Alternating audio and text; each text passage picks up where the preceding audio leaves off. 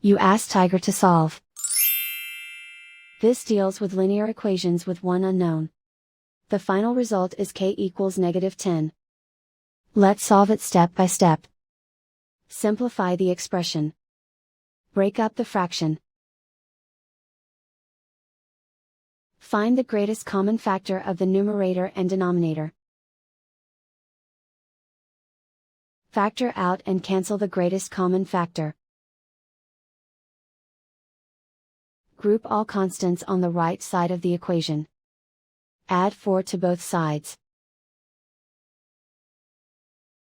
Group like terms. Simplify the arithmetic.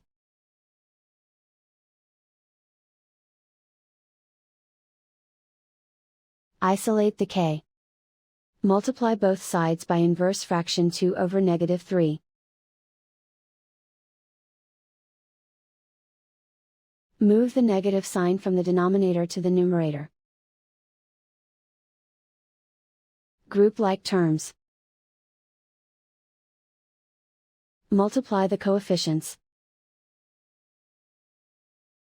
Simplify the arithmetic.